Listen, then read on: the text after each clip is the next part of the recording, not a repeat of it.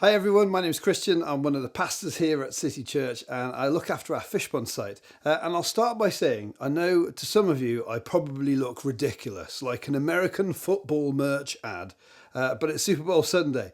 And so I'm flying the flag for my beloved Cleveland Browns. They aren't in the Super Bowl because they're rubbish. It didn't even come close to making it into the Super Bowl, but a man can dream.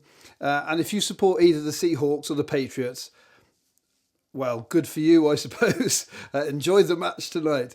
But with that out of the way, we're finishing off our season 2 of a long sermon series that we're doing in the book of John. We'll be returning back to it another time. Now, that's one of the Gospels in the Bible. It's a biography of Jesus. And we come to a moment in it where Jesus has had this amazing time in Samaria with the Samaritan people, a people who were very looked down on by the ancient Israelites. And so Jesus was crossing cultural barriers, even just going there. And we had Ben and Andy picking up the last couple of weeks after Jesus' famous encounter with the Samaritan woman at the well. Now here, Jesus comes back into his homeland, Galilee, and that's where we'll pick up the story in a moment. But first, a question. When did you last really, really, really want something? Wanting something a lot can really affect our actions. The obvious one, of course, is needing the toilet. The need that takes over and everything is sort of focused on meeting that desire. We can go to extraordinary lengths in the light of really wanting a thing. We often joke about the lengths that people will go to for love, right? Acting all sorts to win the girl or get the guy. But what if that thing you were desperate for was help? More of a need than a want. Last year I saw on the news that a mum, her teenage son and his friend planned a caving expedition in an underground slate mine system in Wales. Kate, the mum, she was an experienced caver, and the three of them set off on this underground adventure. 3 hours into the journey, after doing rope bridges and abseiling down rock faces and using zip lines, they approached a freezing cold underground lake. Sounds like a disaster movie setup. Mum Kate, she went first, and then her friend's son Josh going across the icy underground lake on a canoe. There's a picture of it here, look. But when her son Dragon crossed, disaster struck. He fell in, but he struggled to get out of the freezing water. The rocks were crumbling on the walls as he was clambering to get out. Now, he eventually got himself out after like a minute of scrambling around in the icy water, now cold to the bone and stranded on a ledge, unable to get across to the other two. Kate realised she only had one option: to leave the boys and go and get help. There's no phone signal, so deep underground. It took her 2.5 hours just to get back up to the surface to raise the alarm. And can you imagine her sort of desperate need for help as she's trying to mobilise the rescuers to get to the boys? The 2.5 hours back to the surface, it must have been agony. No room for any mistakes. Anyway, they got back to the boys. They were cold, but okay, and everyone got out safely in the end. But the desperate need for help that Kate must have been feeling as she made that journey to the surface, it really stuck with me. Now, in today's passage, we have a man who comes to Jesus with a desperate need, and it has driven his actions. As we read his story, I know some of us might also be wanting something desperately or really needing something. It might be wants for a partner or for a new job or to find the right house, or desperate needs, the need for a loved one to get well, or financial problems to get answered, maybe a challenging situation at work, a relationship that needs salvaging. Many of us will be able to relate to this man. So let's see what we can learn from his story that we can put into faithful action in our own, and of course what we can learn about Jesus through it all.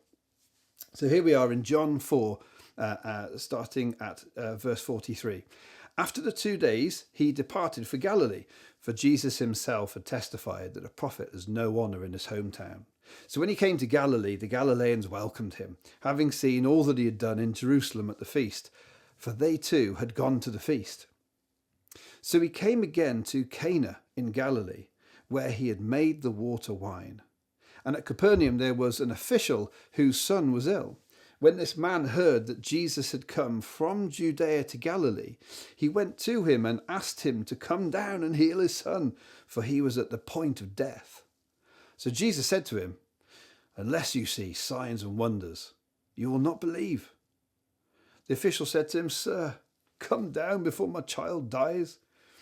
Jesus said to him, "Go, your son will live." The man believed the word that Jesus spoke to him and went on his way. As he was going down, his servants met him and told him that his son was recovering. So he asked them the hour when he began to get better, and they said to him, "Yesterday, at the 7th hour, the fever left him." The father knew that was the hour when Jesus had said to him, "Your son will live." And he himself believed, and all his household. This was now the second sign that Jesus did when he had come from Judea to Galilee. Now, I've got three things to pick out of this for us today. We're going to look at the official taking his need to Jesus. Then what Jesus' response, that it's a test of faith.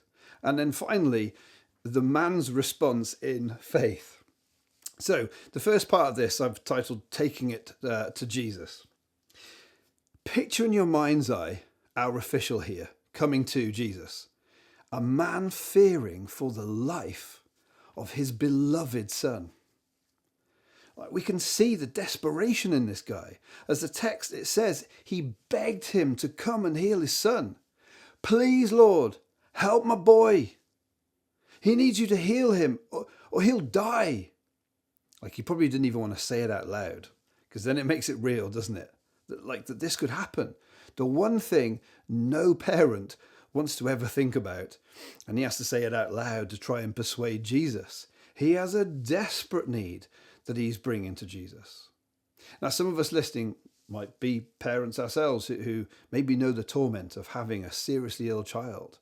And even if you aren't a parent yourself, you may have some idea of what this official who comes to Jesus is feeling, because you have maybe a nephew or a niece who means the world to you, or even a brother or sister, or perhaps you yourself have come to Jesus about a sickness of your own. Here is a picture of my boys, my beloved boys. Jacoby was 11 on Thursday and Keon is 8 today. Now, many of you know them and love them, these cheeky little chappies. But you don't love them like I do. My father's love for both of my boys, it's a fierce, shift heaven and earth to save them kind of love. Like, if I think about how much I love them, I get choked up at the force of emotion that washes over me.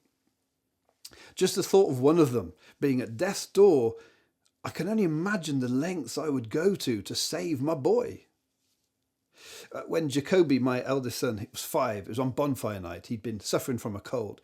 We'd had some fireworks in the back garden. It's great fun. But the last firework was this big Catherine wheel. Anyone else like Catherine wheels? Love them. And it gave off these great plumes of smoke. Anyway, it triggered Jacoby's asthma. Nothing terrible, but I took him down to A&E as a precaution, really, at the insistence of my marvellous mother-in-law.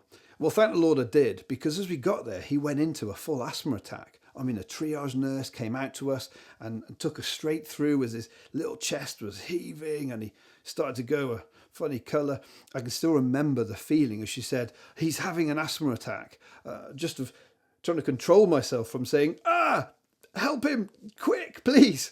I mean, desperation and panic in my heart was only held at bay, I'm sure, because I was literally stood in the A&E. So guess what I'm doing? I'm praying. In that A&E, I was coming to Jesus with my need, my plea. Are you actually taking whatever your want, your need is to Jesus? In the book of Philippians, chapter 4, verse 6, it says, "Do not be anxious about anything, but in everything, by prayer and supplication, with thanksgiving, let your requests be made known to God." I mean, I wouldn't have quoted that exact text to me at the moment that my son is struggling to breathe in the A&E. But the Bible tells us to come to God with all of our wants and needs, desperate or not. The idea here is, guys, that the official isn't trying to heal his own son by his own means. I mean, he can't phone an ambulance. But the point is, he's coming to Jesus with his problems. Are you doing the same? Or are you trying to fix things yourself? Is your first thought to pray? I find that often when an emergency type situation comes up, I tend to go into practical, pragmatic solutions mode, and I can totally forget to go to God first. I'll start trying to sort everything out myself, like an idiot. At this point, we should probably recognise that there are two different types of requests that we can bring. The one in this story we could call an urgent, a blue light emergency, an acute need. And things come up in life suddenly and unexpectedly. You get that phone call from a friend or family member who's been taken into hospital, and suddenly the potential for instant worry. Or a child in your party of family and friends suddenly can't be found at the beach. They're nowhere in sight. Ever had that? Panic! My 8-year-old Keon, he makes me experience that sort of moment on a weekly basis, I think. He did it twice to me just 2 weeks ago. I lost him in Hengrove Leisure Centre after he'd finished swimming. I don't even know how. Anyway, these are need the blue light services, emergency, need help now, Lord, sort of situation, like the official has here. But we also have wants in life, the big stuff that can define life if we aren't careful. The search for a marriage partner, the dreams of making it in a certain career, the wanting to feel financially secure. All of us listening, we each have a deep-seated want and desire. We have chronic cares that can drive our actions over many years. Are we taking these wants to Jesus and trusting him with them? Or are we just carrying them ourselves, attempting to sort and fix them on our own, grinding away at carving out the life we think we want, without ever taking them to Jesus? Let's be like the official in our story, taking all of our pleas, our help me's, to Jesus, especially the most important ones. Now, I've said it a few times, this man, this official. Who is this guy? He's an official of the royal court, okay, the court of Herod Antipas. I know. I just think of antipasti when I hear his name too. But see, now I'm thinking of salami and olives and lovely stuff. Herod Antipas, he was a nasty piece of work. He had John the Baptist killed, J to B. That's Jesus' cousin. Literally because he got too besotted with a dancing girl and he made promises he shouldn't have. Read Matthew 14 for the full story there, if your interest is piqued. No, the official would most likely have been Jewish, but a man of a hated and pretty corrupt regime as part of Herod Antipas, the king's court. Now, he'd be a man of means and authority, of course, and here he's come to Cana, but his boy is sick and dying in Capernaum. When he hears Jesus is in town, he's on his bike fast as he can to go to Jesus and ask for help. Maybe he heard about what Jesus had done in Cana, turning the water into wine at the wedding. But the astonishing thing actually about all of this is his response to Jesus. But that's part 3. Before that, we're going to address Jesus's response. Maybe when you read it, you thought, wow. Verse 48. Unless you people see signs and wonders, Jesus told him, you will never believe. Well, this seems very harsh. The guy's kid is dying, but he responds like this? Why? He's just come over from Samaria where people believed simply because they heard him. But here in his hometown, the crowds are acting like groupies. They want the signs and wonders show. Miracles from the miracle man. If it was today, they'd want Jesus on tour with an agent. Yeah, they're treating him like slot machine Jesus, following Jesus for what they can get out of it. Now, is that how we sometimes treat Jesus too? We're happy doing this following Jesus thing when it seems to be meeting our needs and making us happy, but finding ourselves tempted to give it all up when it goes hard. When following this Jesus costs us something, like reputation or our comfort. Do we run the risk of unconsciously following Jesus and yet asking at the same time, what have you done for me lately, Jesus? See, Jesus is looking here for a faith that doesn't need a spectacle to believe his word. Now, you and I recognise this in myself, but I also find myself irresistibly drawn to following Jesus because I love him wholeheartedly after what he's done for me already. Some of you will know my story of coming to faith. Without Jesus in my life, I wouldn't even still be alive. To be a husband to my Michelle, a father to my boys, to be here, a member of this church, a place full of my friends and experiencing so many blessings. The Cunninghams wouldn't be a thing if it wasn't for Jesus. So I live in this place of eternal gratitude because he lifted me out of the pit I was dying in as a young man and has given me life. And how? Because I heard about him. I heard his gospel and I believed, and everything changed. See, we believe in Jesus and he has saved us because we've heard and we believe, not because we seek signs and wonders and want to see the latest miracle. Now, as charismatics, we do need to be careful that we don't believe only because we've seen extraordinary things or seen God move in powerful ways. Those are exciting and a great blessing to us, but our discipleship of Jesus is based on hearing the word and believing in him. Blessed are those who have not seen and yet believe. Jesus himself said to his disciple Thomas, who doubted and then saw the risen Jesus for himself. Okay, lastly, the official's response to Jesus' response. So he basically lets Jesus' jibe at everyone following him for these sort of selfish reasons just wash over him. I mean, it's like he's too terrified about his son's imminent death that all he can say is, in this kind of dejected fashion, "Sir, I don't care about signs and wonders. Please, just come and heal my boy before he's dead." I mean, it's heartbreaking. And Jesus heals the boy from afar, very simply. Make no mistake, the gospel writer is including this story to help us see who Jesus is, the God-man, God here on earth, able to perform the most incredible miracles. But how does he do it? With just a word. He doesn't do a sign or wonder before them. There's no fireworks, there's no flash. And crucially, the official took Jesus, at his word and departed. Do you see what's going on here? See, in Samaria, they heard the word and believed. Here in Jesus' hometown, they're all, "Show me the miracles, miracle man, and I'll believe. So long as you keep doing miracles, I'm here." But Jesus just speaks a word to a distant situation. And there's nothing to see here. You can sort of imagine the crowd going, "Oh." And now the focus goes back to the guy. How is he going to respond? Well, the text says he simply took Jesus at his word. What? No. I'd have been like, "No, you have to come to my house and do a thing, like a big thing, a ritual. You aren't fobbing me off, mate. Like, this is my son. You have to come. Get on my back. I'll carry you to Capernaum myself, but we're going together." Like, something like that would be my response. And yet there's something about this Jesus that inspires this desperate father to go, "Oh, okay, brilliant. That's sorted then." And we know that this is what he must have done.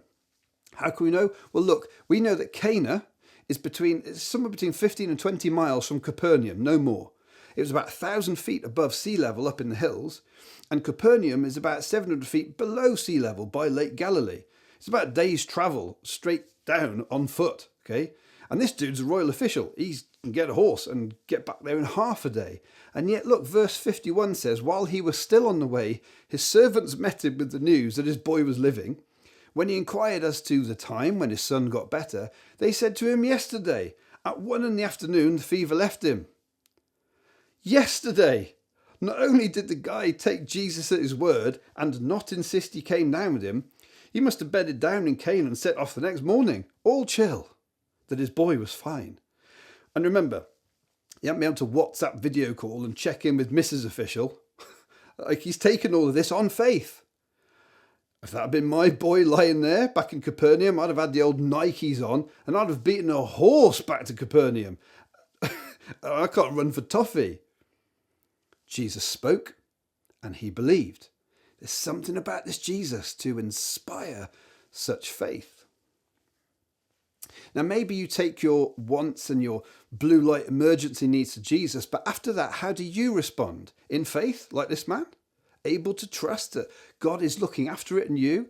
Or do you proverbially stand around and keep asking Jesus to actually come and do a thing? Because the man showed incredible faith in Jesus. Now, what was the effect of his faith? Let's read verse 53. It says, "Then he and his whole household believed." Guys, many of us have heard the word and believed.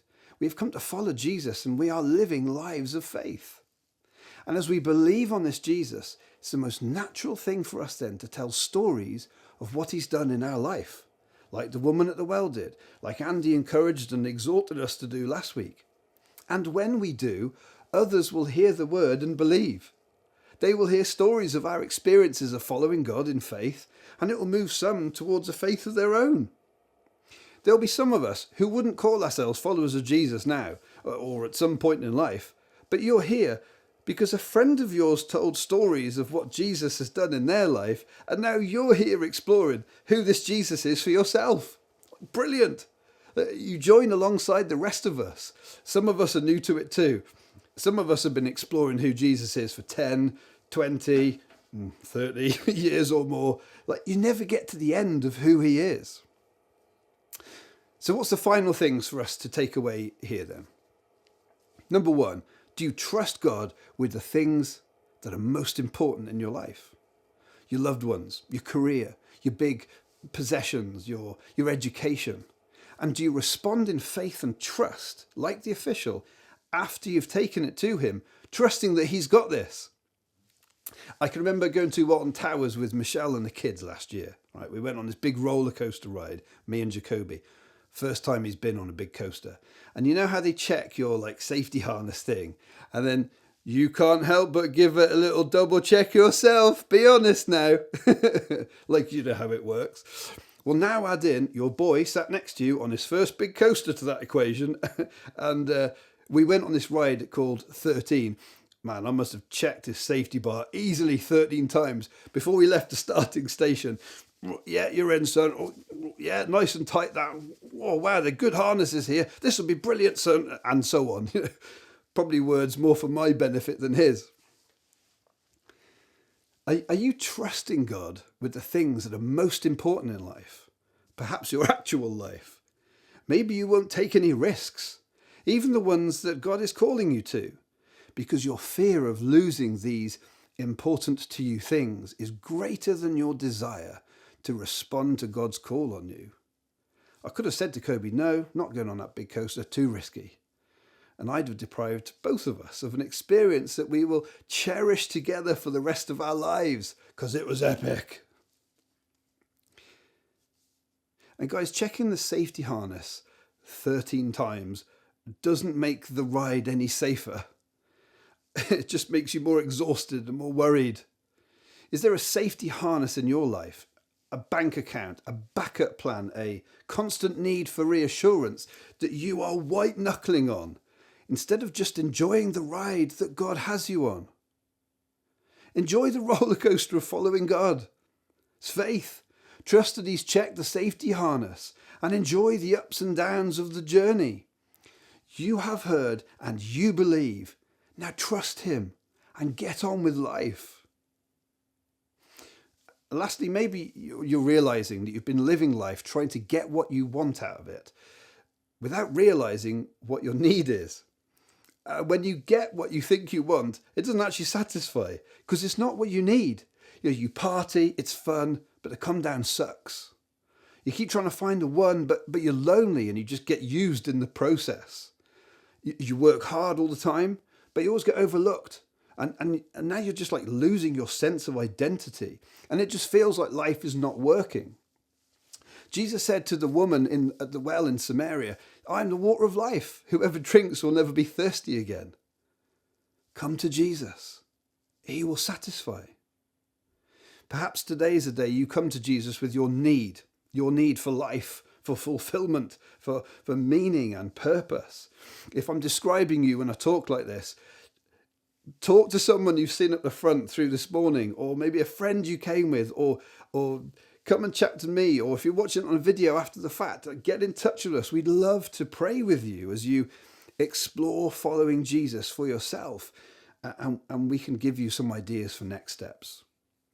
Lastly, guys, let's follow Jesus in faith because he has first loved us. He's given everything for us.